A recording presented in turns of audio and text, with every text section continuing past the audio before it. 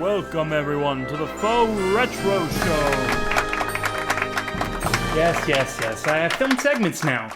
Look at my face. Suffer.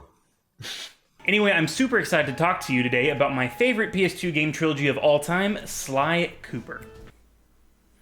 There it is. The Sly Cooper series of games comes from Sucker Punch Productions, who, in 2002, had only developed one game, the underrated Nintendo 64 platformer Rocket Robot on Wheels. After that game's release, they signed a deal with Sony to develop for their new system, the PlayStation 2. And thus, Sly Cooper was born. Sly Cooper is widely regarded as one of the best series on the 6th generation platforms, including its siblings Ratchet and Clank and Jak and Daxter. I also love them.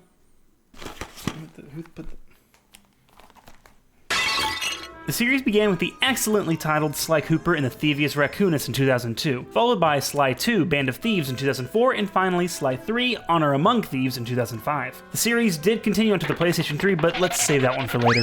There's so much I love about the series that I'm just gonna break it down into a numbered list, keep things more organized. Original, I know.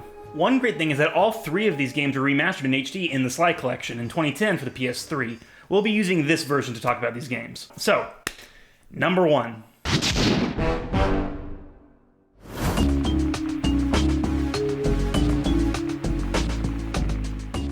The Sly Cooper franchise is a platforming stealth series where you play as, well, the titular Sly Cooper, as you run and jump your way through enemy strongholds. In the first game, we learn of Sly's past. He grew up the son of a master thief, but when the villainous group the Fiendish Five assaulted their home, killed Sly's father, and stole the Thievius Raccoonus, a book containing the history and techniques of the Cooper family, who, as it turns out, have been thieving since pretty much the dawn of time. Sly ends up in an orphanage where he meets Bentley the Genius Turtle and Murray, the bumbling hippo. The group form the Cooper Gang and grow up to become the core trio that serves as the steady rock through the whole series. So sets in motion a series of games where the gang pull off various heists in the name of honor for the Cooper Gang. And before any parent gets concerned for these games to be a bad influence, aka the devil's work, they only steal from other thieves, and evil ones at that. Think Robin Hood, but a raccoon and not suggestively drawn. Disney really did a number on a lot of people. They draw them really sexy.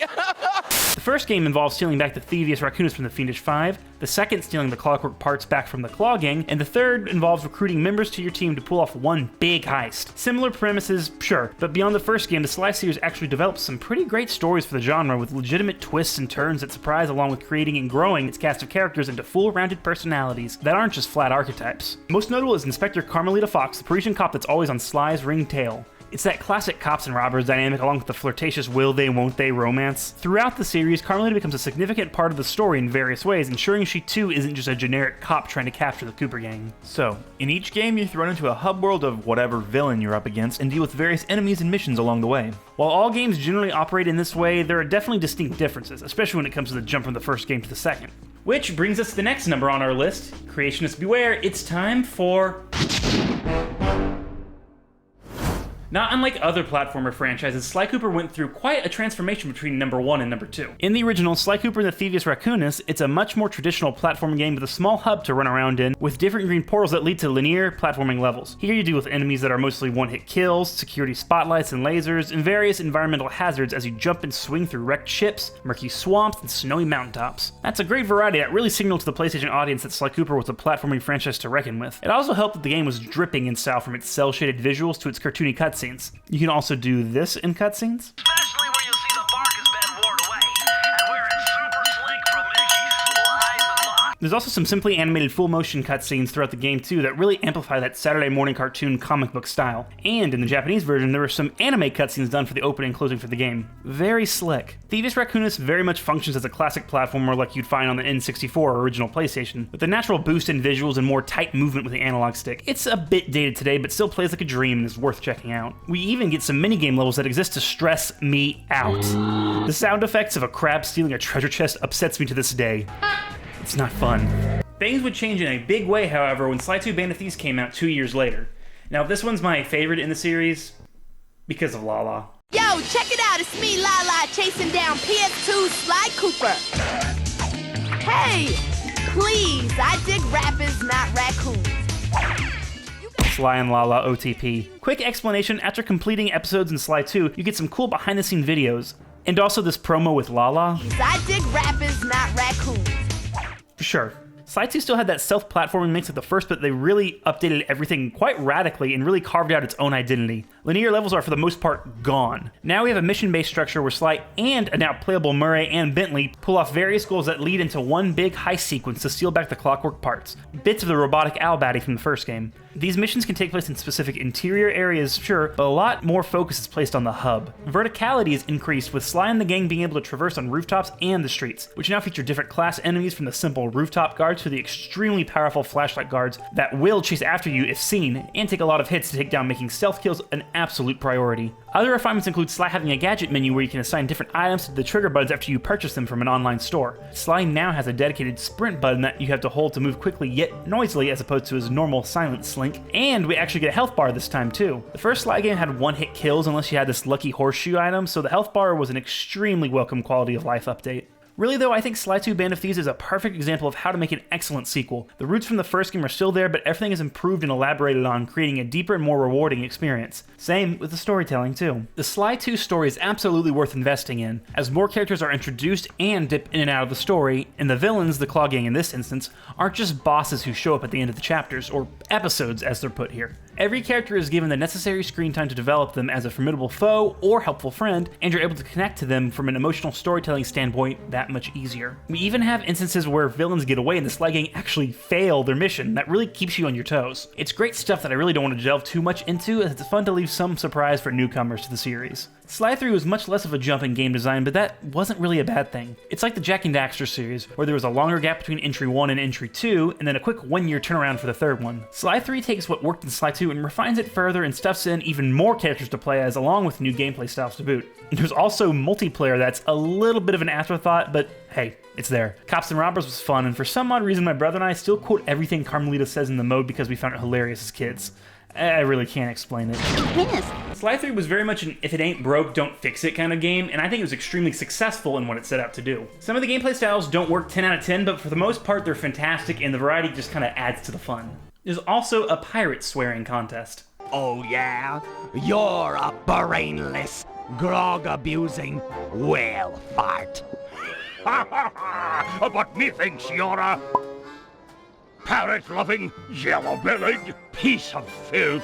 Something else I find refreshing about Sly 3 is how it handles its villains. In the previous two, the villains are all together on a team of sorts, admittedly more connected in 2 more than the first. However, 3 really only has one main villain, Dr. M. The rest of the rogue gallery are villains that just happen to be in the way of the goals of Sly and the gang. It's a new fun take with villains that don't necessarily have a grand plan in mind for their evil doing. They're just here to do bad things and that's their thing, from evil opera singers to the mystical mask of nonsense that we don't talk about.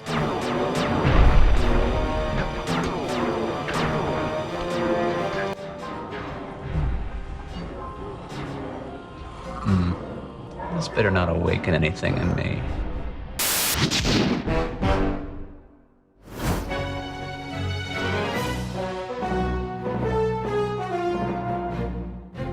As the series evolved, so did its characters. In fact, none of it would work without the great care the Sucker Punch team took to developing Sly and the gang as characters that transcend their basic archetypes. In the first game, Sly states that Murray and Bentley became his family after the death of his father, and that is shown in the series' writing. Maybe not so much in the Thavius Raccoonus, but the first entry lays the groundwork for how Sly, Bentley, and Murray interact with each other in the most basic level. Then hit the circle button to grab it. Yeah. Relax, Bentley.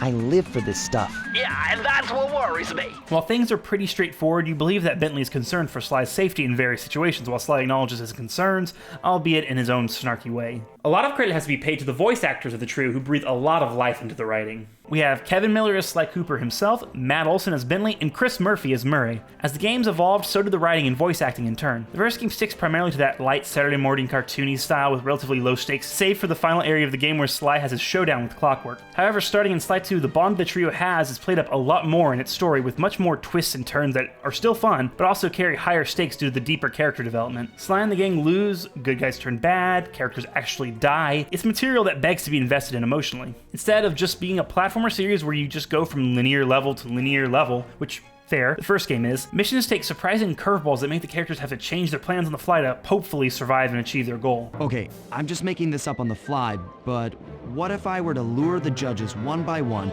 into that cave? and sometimes they just don't work. Like there's a section in Sly 2 where you're trying to win these lumberjack games that ends with everyone being knocked out and locked up. We confront the Claw Gang member of the episode, Jean Bisson, but even when he's defeated in a boss fight, it turns out the gang's hideout has already been raided and all of their clockwork parts have been stolen back. So yeah, at this point, all those missions for nothing. It's quite the turn that shocked me when I was playing as a kid. I wouldn't go as far to call it daring storytelling, but it's well written, paced, and keeps you guessing and invested. Not a lot of games can claim to tell a story in one integrated so well with its gameplay as well as Sucker Punch does here. And the characters grounded all together. Kick Inspector Carmelita Fox and her constant wrestling with the Cooper gang, going from simply trying to capture them to having empathy for the situations they get in. There's this sweet scene in Sly 2 where she checks up on Murray after she's captured him, where you see that she's actually treating him pretty dang well and not just as a criminal. You doing okay in there?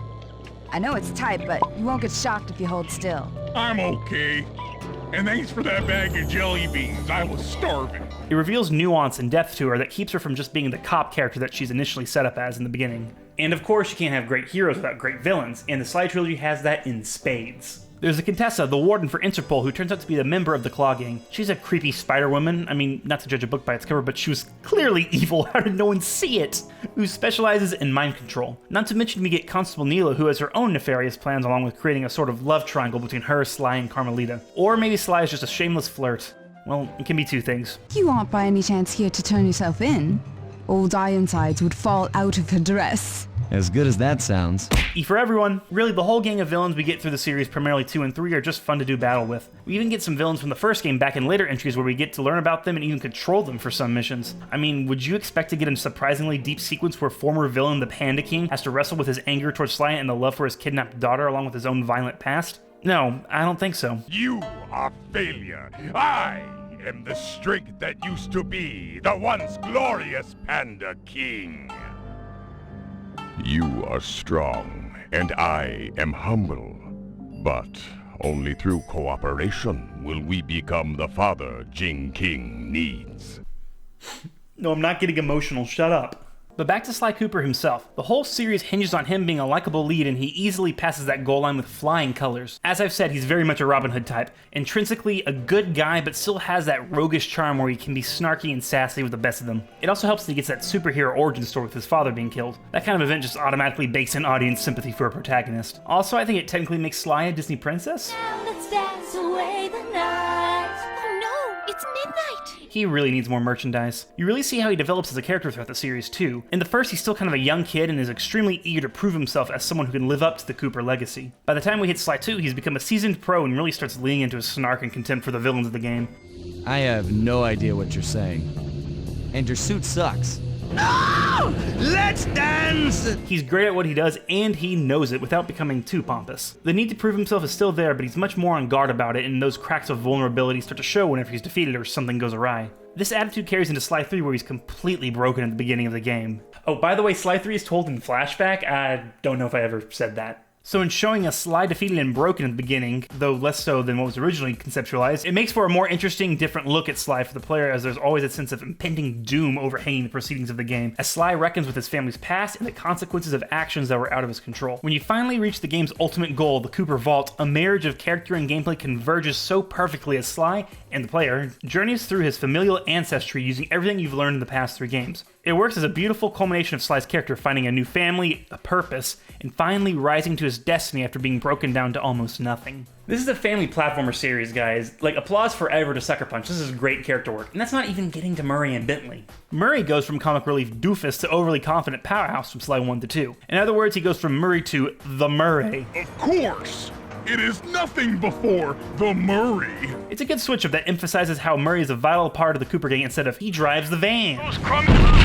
In the case for Bentley, he's the smart guy in the chair for Sly in the first game, being his primary contact and never tolerating any of his friends' snark. Thanks. Don't mention it. It's your funeral. In Sly 2, he's still the same, but now with an added nervousness of actually being in the field. A shift occurs at the end of episode 3, however, when Sly and Murray are captured by the Contessa. The next episode begins with Bentley alone, setting out to save his friends. Bentley comes into his own here, finding the confidence to pull off a heist all on his own without his friend's usual backup. This arc culminates at the end of Sly 2 when Neela is bonded with the Clockwork Parts and dubbed herself Clockla. Behold, Clockla is born! Yeah, for someone with a master plan, Neela isn't the best at coming up with names. If she had a dog, she'd probably just name it Dogla and be really damn proud of herself. To deal a final blow to Clockla. The hate chip has to be destroyed, and that operation involves both Sly, Bentley, and Murray. Tragedy strikes, however, when Clockla's mouth closes on Bentley when he's trying to place the final bomb, critically injuring him, and immediately, after the chip's destruction, leaves Murray carrying Bentley's body away from the scene as they leave their Cooper gang gear behind. It's quite the downer of a conclusion for these characters in this game. Moving to Sly 3, however, Bentley has returned to working with Sly, but now in a wheelchair. Yes, in a smart storytelling decision, the consequences of 2 are thankfully permanent, and Bentley's been paralyzed and can't use his legs anymore. Being in a chair does not inhibit Bentley at all, however. He's still completely capable and as ingenious as ever, and the wheelchair does not define him as a character. It's a positive portrayal of someone with a physical disability that I think needs to be shown in gaming more often. Murray in turn has gone down the path of pacifism and spirituality, but is later drawn back into the game with a less violent agenda. He's still racked with guilt, blaming himself for Bentley's injury, but the friends eventually reconcile and he sees his purpose to fight injustice with Sly and Bentley. I could go on, but I think you get my point. These are some deep, nuanced characters, and probably one of my favorite aspects of this franchise. But again, this is a video game series, so we wouldn't have great characters without some great...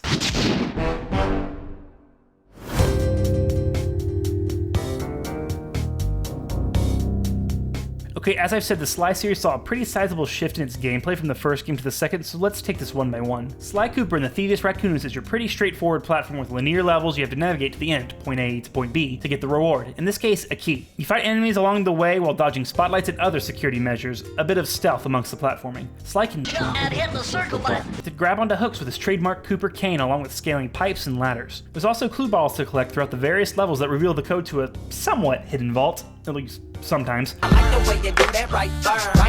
That gives Sly a new move or ability that usually can be toggled with a shoulder button. Along with platforming, there's minigame levels too, from racing the van as Murray against irritatingly difficult driver AI, protecting the pink hippo with a turret. Friendly fire is turned on, by the way. Warning. I'm going no.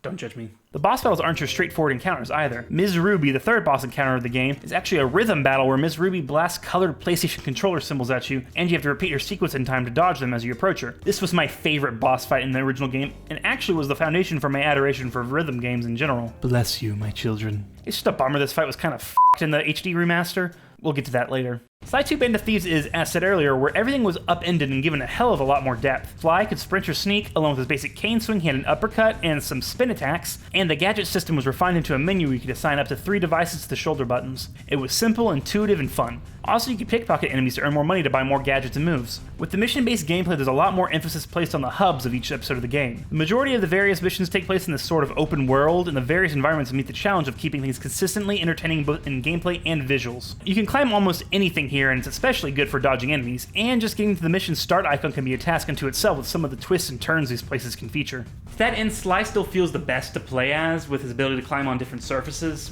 You know, Bentley and Murray have some similar moves, from sprinting, jumping, a basic attack, and a knockout attack in the case of Murray and Sly that allows them to take out the strong flashlight guards in one fell swoop if they stay undiscovered. Bentley is naturally more about his gadgets and uses sleep darts and mines to take enemies out at a distance and up close if the need arises. He can also gain an extreme sprint ability called Adrenaline Rush, which is an absolute delight.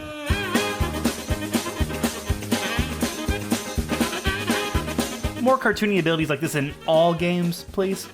There's still quite a few mini-games and gameplay varieties to deal with this time around too. From ballroom dancing, a personal favorite, to some RC copter action with Bentley, you're always kept on your toes for what kind of plan you'll have to follow to achieve your goal. There's also these hacking minigames which should look familiar to you Nier Automata fans, though the barrel missions can die in a fiery pit of despair.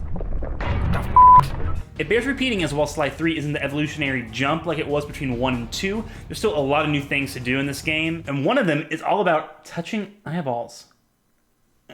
No. Yeah, Sly 3's big feature is a dramatic increase in playable characters. I guess it could be argued that it's overstuffed, but hey, spice of life and all that. Carmelita is finally a playable character and comes in the style of a third-person shooter with a handy auto-aim feature along with the ability to do her patented big-ass jumps that are so over the top, it never stops being amusing. Then there's the Guru, who can possess enemies by touching them corneas. Ugh. He can also turn into rocks to deal with guards who have absolutely no object permanence, and it's a tad concerning. What the? We also get remote control expert Penelope, which involves controlling the RC copter to yank enemies to their deaths. Delightful. And also the RC car, which I really love for some reason. It doesn't even control all that well, but I just like the speed of it. It's super satisfying whenever you can just pull off a perfect run without hitting any walls. Finally, there's the Panda King returning from the first game, and Dimitri returning from the second. They're used very sparingly in the game, however, and their gameplay styles are probably the least impressive, with Panda King using fireworks to lock on and blow up targets. His fire chop is great though. Dimitri, a character I adore, has the worst with his janky first-person diving segments. It's kind of the worst, but you only have to do it like twice in the entire game, so it's no big deal. There was also one other addition to the franchise that was introduced in Sly 3. So, put on your shitty cardboard glasses, because it's time for... Wait a minute.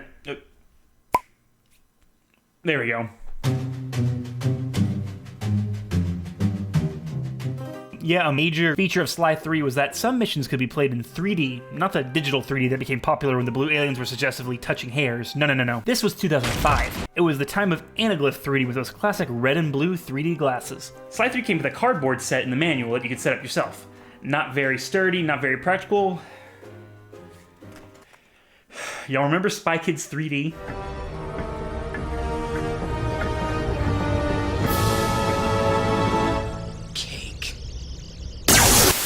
The 3D missions were actually somewhat hilariously implemented directly into the story. When you reached a compatible 3D mission, Bentley would suggest that Sly and whoever else was there wear their 3D optimizer goggles, and then you'd actually be wearing the 3D glasses in game too. Supremely cheesy, and I love it. It was basically one mission per episode that included this feature, so it was rare enough that it always ended up being a fun novelty when it occurred. Was the 3D great?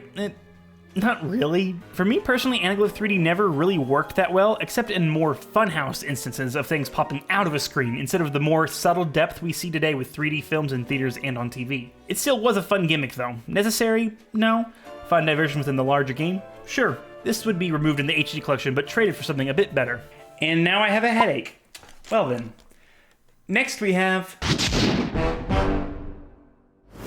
While we've definitely been lacking in Sly Cooper content for the better part of this decade, when the games were coming out on the PS2, we actually got quite a few extra goodies to go with them. First of all, these guys. The Adventures of Sly Cooper was a 2-issue comic run that came to be with Sucker Punch partnering with DC Comics in the late GamePro magazine. The first issue was released in 2004 to coincide with Sly 2 Bandit Thieves release, while issue number 2 came in 2005 to pair with Sly 3. The comics were super fun and I read them constantly, which you can see by the condition my copies are in. Each issue bridges the gap between game releases with some fun side stories involving the Cooper gang and some various villains along with Carmelita Fox always hot on their trail. We even get a little flashback story to when Sly, Bentley, and Murray were at the orphanage as kids. One super fun aspect of the comics is that we got early looks at some characters in the series before they showed up in the games. We got our first look at the amazing Dimitri in issue 1, and in issue 2 we meet and get to know McSweeney, one of Sly's father's old friends, a lot better beyond his brief appearance in the third game. They're definitely worth checking out, and while new physical copies are hard to find nowadays, you can find them online pretty easily. Check the link in the description below if you would like to read them. Also, like, comment, and subscribe. There were also a few books released by Scholastic to tie in, including the Young Reader's chapter book To Catch a Thief, which is basically an expanded version of the first comic book issue, along with a fun How to Draw book that I remember getting at the Scholastic Book Fair in school.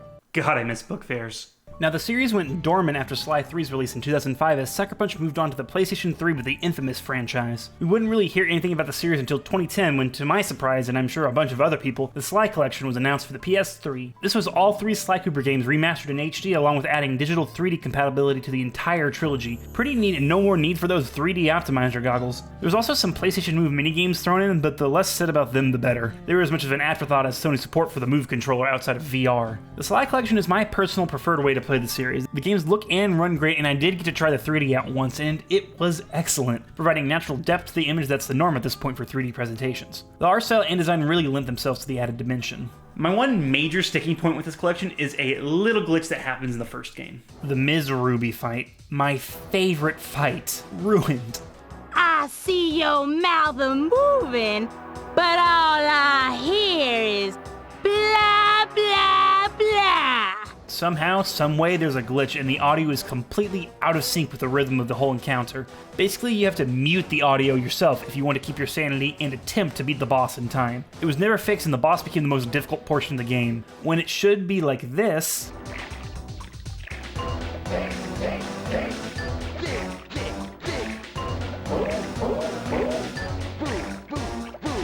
we get this.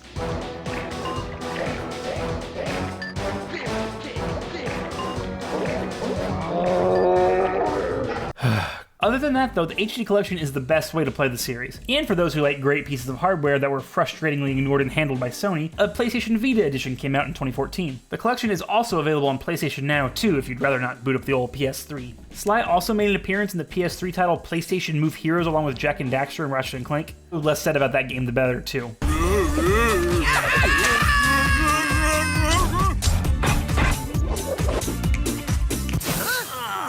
Seriously. Sly did appear in PlayStation All-Stars Battle Royale as a playable character, however, but that was another game that didn't exactly set the world on fire. Now, it took a bit of time, but once people 100%ed all 3 games in the Sly collection, a mysterious video appeared in the game's main menu. It was just a bunch of question marks, but seemed to show a Sly Cooper hub, but in fully updated, beautiful cel-shaded graphics. And clue bottles! That sound is ingrained in my brain, folks. Yes, there was a new entry in the Sly series coming, this time developed by Sanzaru Games, who were responsible for the HD collection. But we're going to talk about that game later. There's a lot to discuss about it, and it's probably going to need its own video. Came out a lot more foreboding than I intended. Well, bypassing that game, we're going to talk about it, I swear. Where does that leave us today? At this point, it seems pretty clear that Sucker Punch has moved on from developing Sly Cooper games. The occasional Easter egg would pop up in the Infamous games, but now they're off making Ghost of Tsushima, so who knows if we'll ever get a new entry in the series, be it a sequel or a reboot. Now, back in 2014, a proof of concept trailer was released for a Sly Cooper CGI feature film from Rainmaker Studios, the people behind the Ratchet and Clank film. The trailer was super promising and the animation looked really slick and well realized. Sly, Bentley, and Murray had slight redesigns and slight a different voice actor, but again, it was a proof of concept. Anything could have changed. The trailer even claimed that the movie would hit theaters in 2016, but well, clearly that didn't happen. The Ratchet and Clank movie underperformed and really bombed at the box office, ending any chance of Sly Cooper as a film becoming a reality in this way at least. There's persistent mentions that the movie concept was reformatted into a television show being produced by Technicolor Animation, the people who worked on the Sonic Boom TV show. Ooh, let me see! Oh wait, I can't read. By all indications, the show was happening, but we've heard nothing about it since. For all we know, there's a full season in the can, yet hasn't been released. Sony recently founded PlayStation Productions, a studio to produce adaptations of their properties, so maybe the show's being retooled under that banner? Hopefully we'll see the show come to light eventually, but all we can do is wait and see. It's disappointing that the movie could never happen, but seeing as it would have been the same creative team as the Ratchet movie, maybe that's for the best. It did not cause either of you to... Oh dear. Don't worry, Cadet. It happens to the best of... Oh, that was terrible. And that's a bit of a bummer for me saying that as a big Ratchet fan, but you know, so it goes. Hollywood's messy and things change and a product comes out a shell of its potential. It sucks, but again, it's complicated. Now we have nothing. Not being melodramatic, there's just nothing going on with Sly Cooper right now. Sequel? Who knows? Who'd make it? Who knows? TV show? Yes and no. Being a Sly Cooper fan in 2019 means floating in space, not sure if we're ever going to bump into a planet that equals a game, TV show, a new comic, whatever. At the very least, I can still celebrate the 3 classic games that Sucker Punch created that are still fantastic and hold up today, especially in HD. Except for Miss Ruby, but I'm still not mad, I swear. Unfortunately, the games were never ported to the PS4, but if you don't have a PS3, you can still play them with PlayStation Now if streaming's your thing. Same for the PS3 sequel Thieves in Time, but we'll get to that. The future's unclear, but, you know, we could always return to the classics, right? The Sly Trilogy is well regarded and remembered for a reason. They're a masterclass in platforming from the more old-school sensibilities of the original to the embracing of new design choices in the sequels. Sucker Punch crafted certified gaming classics that'll be cherished forever. I truly believe that. Mix well-realized and deeply written characters, a distinct, timeless visual style, and very tight gameplay, and what else could you ever want?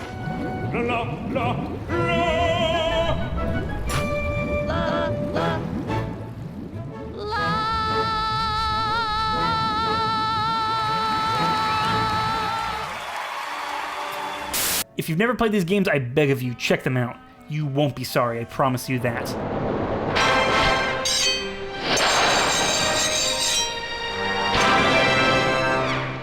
Next time we visit the Sly series, we'll be talking about what is basically Sly 4, which is Sly Cooper Thieves in Time. But, until then, this is Faux Retro signing off.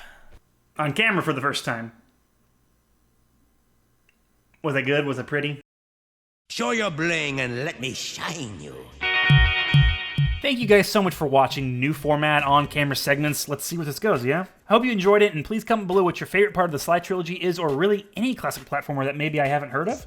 I'd love to learn about games that you think are underrated. Now, this is the best part where I plug, so if you want to see more of me and maybe talk to me, I'm streaming constantly over on Twitch, so please consider following me there, where I play every game I cover here over there, so you can watch me fail miserably at your favorite game. That's a fun time, right? I'm also on Twitter and most recently Tumblr, so follow me on there. Is that it? Did I cover everything? Okay, cool. I'll see you all next time. Jump and hit the circle button and have a good one. Thank you, thank you. Yes, it's me, 20-something white guy talking about video games. True original. Anyway, I am super excited to talk to... Developed by Sansu. Whoops. Breathe a lot into the writing. No. But they're silly cartoon animals with emotion. I don't even know if this is gonna be anything fucking usable. Still recording, friend? You're still recording, friend? Great. Good. And of course, you can't have great oh wait, I probably should minimize that. And that's not even getting to Murray and Bentley. Murray and Bentley. Slapping microphone? Fun times. That's gonna have to be a separate shot, I think. Woo! Script down, everybody run. And now I have a headache. Great. Next we have...